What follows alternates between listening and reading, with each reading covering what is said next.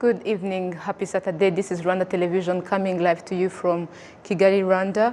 Welcome to the news bulletin in English. We begin with the headlines. The President of the Republic of Rwanda, His Excellency Paul Kagame, noted that the IRCAD Africa is not only serving Rwanda alone, but also Africa at large and highly beneficial through its standardized and technological health services.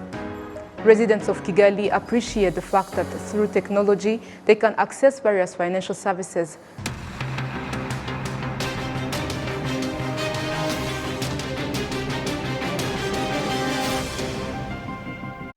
I am Olive Nete. It is so wonderful to have your company tonight. Now to the news in details.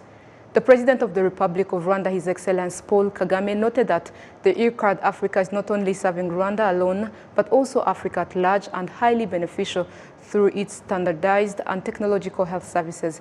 The head of state made these remarks at the inauguration of the IRCAD Africa, a new center of excellence for minimally invasive surgery. Prince Manzi with the report. President Paul Kagame and the First Lady Janet Kagame firstly toured the IRCAD Africa Center, where doctors will be trained on minimally invasive surgery. The President of IRCAD Africa, Dr. King Kayondo, emphasized that the center is already functional and will contribute to Africa's health sector. IRCAD Africa is poised to empower a new generation of African surgeons and healthcare professionals. We expect to attract between 500 to 700 surgeons annually. The center is already functional. This week, we successfully attracted close to 60 experts and participants, half of them from Africa, attending the inaugural laparoscopic general surgery course. Professor Jacques Marisco, founder and president of IRCAD, demonstrated that for one to change the lives of people, one has to do the extraordinary. IRCAD family refuses to accept the misfortune of 2.5 billion of the worldwide population who has no access to a safe surgery. It is unacceptable. The IRCAD family refuses to accept that most patients today in the world are still operated on in a very aggressive way. IRCAD family dreams about a better world for patients. And today, this dream becomes reality in Africa. President Paul Kagame commenced IRCAD's decision to base its branch in Rwanda. The head of state added that this is an outcome of Rwanda's decision of investing in the use of technology, a decision undoubtedly minimized by some at the moment. For our country, every yesterday was expected to be the tomorrow. So, and that's how we were in one place of underdevelopment for a long time. Because what was yesterday was what was expected tomorrow. So we reversed the trend. We tried to say, how about having tomorrow as yesterday? Reversed to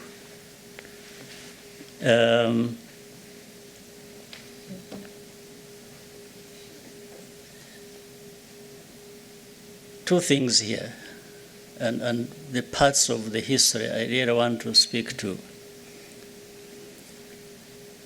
While what has been happening in the past was expected to be happening in the future, we wanted to see the future as having arrived in the past and in our background and being something new. So that's how we came to embrace doing things in a manner that we have come to be used to. I remember in 1998, some of my friends who are into technology globally, in 1998 when we were trying to rebuild the country, and we were talking about using information and communication technology. And so one of these friends, a very rich person and who is into technology, asked me, said, why would you be thinking of investing your nothing, more or less, because you had nothing, into technology when your people are starving, they have no health, they have no all kinds of stuff. And I told them, well, first of all, it was a group led by one of my friends. I said, that's true. Our people are starving anyway. Our people have no good health. That's all true. But does keeping away technology really give them food? So I said, we are trying to invest the nothing, the little we have, in a way that we divide it and spread it to cover food and cover health, but to cover technology which cuts across all of them. President Kagame demonstrated that having our card in Rwanda will change the lives of many through the standardized health services provided by this center, commending Professor Maresco, who took the risk. Many people, once they say for this, they say, well, Africa, in many cases, is not deserving, or it comes as a second thought, as an afterthought, every time in many conversations. But the fact that you said, no, this is not going to be an afterthought, but let's take it to Africa. Well, and above all, that's why I called it high risk. In Africa, you chose Rwanda. There must have been something that was connecting you with us to believe in us, and but it was to try and close these gaps that have existed with our people, the people of this country, the people of the continent, and others on other continents. I think it was a combination of value and values. So I wanted to specifically thank you for that, and you will not be disappointed. Even at a personal level, you feel that what you invested in has had a huge effect in changing many people's lives through improved and access to health and of a certain high level that was not expected, that people never thought about. The iCard Africa, based in Kigali, Rwanda, is worth $32 million, where the government of Rwanda invested $20 million in its construction and other infrastructures. The iCard invested $12 million in equipment. Prince Manzi, RwandaTV News. Thank you, Prince, for the report. Now, citizens with grasslands in the eastern province say that cultivating them at a 70% rate will increase their produce. The Ministry of Agriculture and Animal Resources demonstrates that this policy will increase the country's production in agriculture and livestock. Prince Mazi continues. Some farmers in the eastern province say that merging the agriculture and livestock activities in a modern way, in terms of using agricultural waste to feed cows, ease the activities and increase their produce in both agriculture and livestock. All activities are undertaken on 1 hectare, and the farm has 25 hectares. The rest are cultivated in various crops. The sum supports cow feeding. cyangwa se butunga za nka ziri mu kiraro. Igihe inka zacu zagenderaga ku musozi ahangaha. When our cows were being crossed on hills to feed, we could not collect such manure. Again, the animal feed we cultivated sometimes became useless. But now, it is the opposite. Kandi twamaze kuvanamo ibyo abantu bashaka gukoresha. On 25 hectares of land, Mupenzi, a farmer in Gatsibo district, cultivates on only 20% of land. He elaborates that cultivating on 70% of his land requires a long period of time and investment. The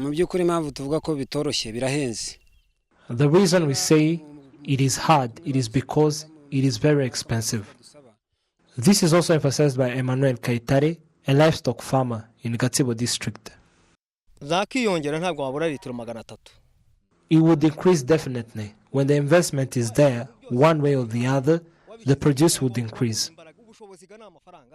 Stephen Murasira is also a farmer in Gatsibo district. He has 50 hectares of land and cultivates on only 8%. A large portion of his land is for rearing cows and goats. He elaborates that even though cultivating 70% of his land is difficult due to financial capacities, but it is possible.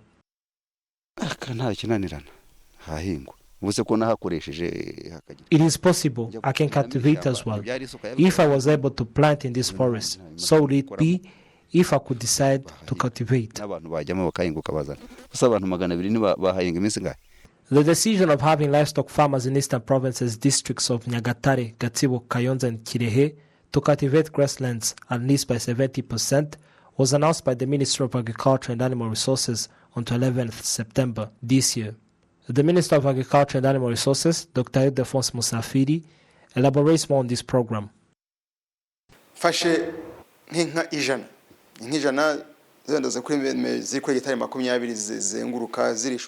If I take like 100 cows that are on 20 hectares and feed on natural crops, and sometimes not sufficient, they can produce like 100 liters a day.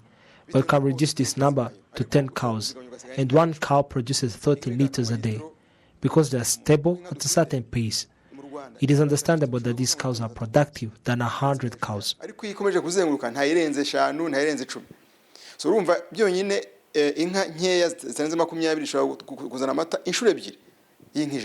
The governor of the Eastern Province, Emmanuel Gasana, states that no citizen is to be worried about this decision. But it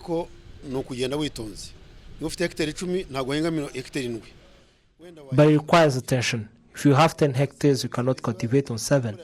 You can cultivate on at least 3.5, and there could be a rotation of progress. We decided that after 1 year of this program, we can see how it is going. 10 grasslands with 100,000 hectares are the ones included in this program. Currently, these hectares were cultivated on a 30% rate. The Minister of Agriculture and Animal Resources, Dr. Ildefonse Musafiri, states that this decision aims at achieving the country's goal.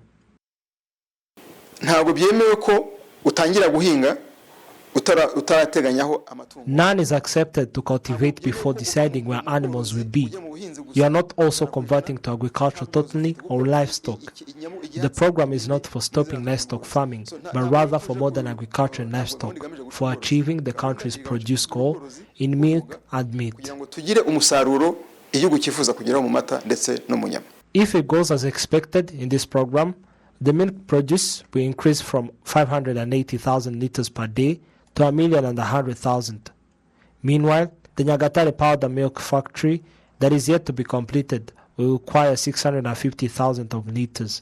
In addition, the produce from these 4 districts in the Eastern Province will be a half of what they produce nationally per day.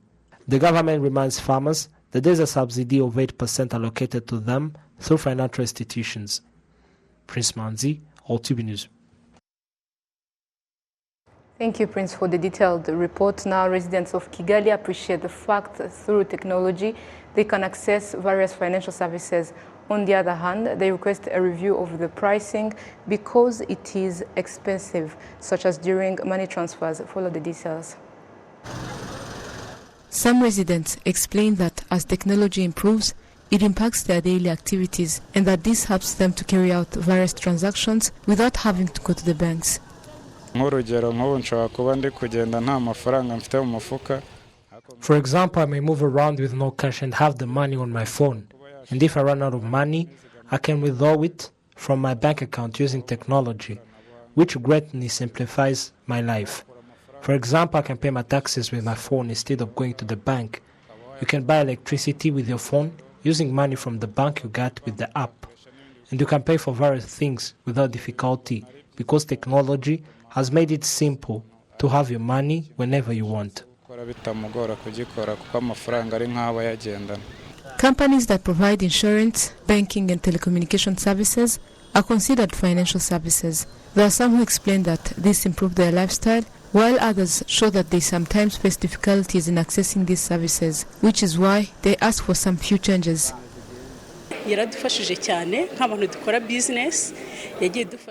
The financial institution really helped us to expand our businesses, be it in providing various services or giving us credits. When we come, they provide good services to us. Shortly in Koje Bank, a client is well treated. The banks, if they're offering the easy banking, mobile banking transactions, they should at least make sure it happens promptly.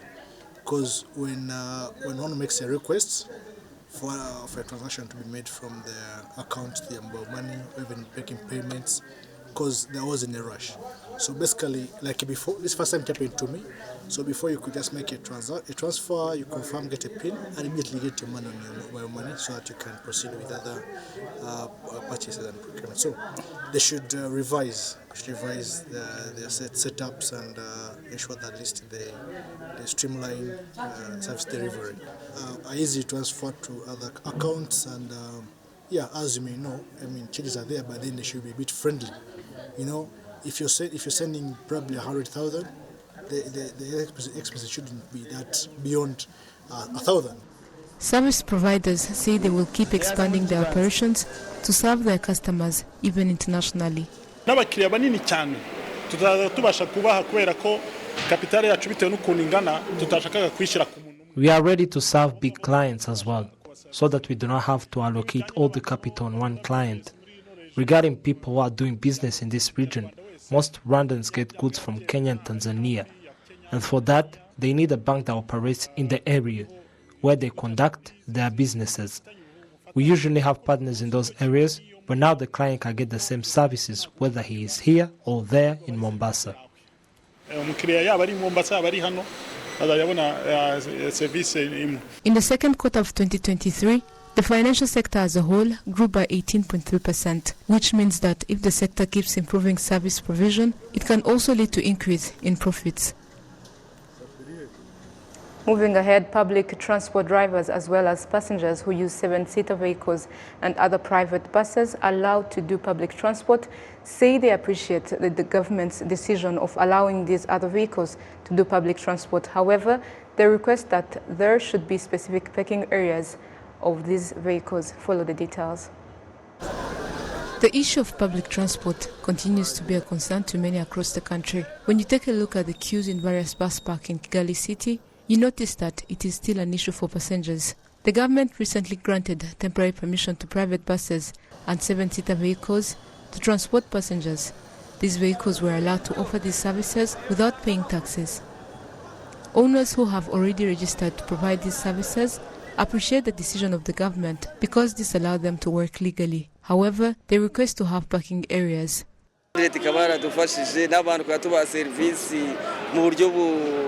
The government really assisted us, and now I can testify that here in Nyabugogo, there's not a single person with an issue of waiting long for the bus. Because we transport them using our cars, apart from the fact that this is expensive, but there's no other way, because we also transport few of them just to assist the usual public transport.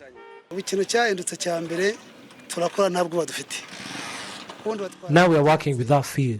Before we used to drive, we would transport passengers with fear of being caught. But now we are working without fear. We only request for an appropriate parking area. For example, for us who work Remera to Rwamagana, when we get there we do not find a parking area and we are forced to park at gas stations. We request for our parking to carry out our activities properly.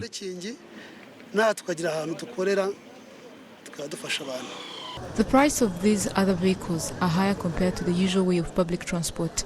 We're from Nyabugogo to Rubavu, a passenger pays 8,000, and for the Remera-Rwamagana trip, a passenger pays 2,500. However, passengers who use this mean of transport say they are not burdened with the price. It is a good way that has helped people to travel every day because we now have options. We can either wait for a bus or get an option of taking another vehicle. Among these allowed. First of all, it assists you to use time wisely and get to your destination on time. For example, I have an appointment in the next 3 hours in Rubavu, but I hope I won't be late. And the second one is not very expensive. I will say that it is a good option, and I really appreciate those who thought of this.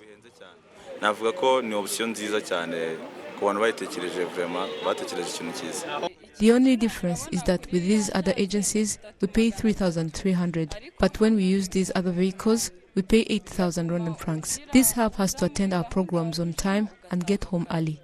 Recently, when concerned authorities announced this temporary decision calling on the owners of such vehicles to register and transport passengers without paying taxes, they also noted that specific parking areas for these vehicles will be established. However, it has not been done yet. This new mean of transport cannot be afforded by everyone, but the government made this temporary decision while looking for a sustainable way to address the issue.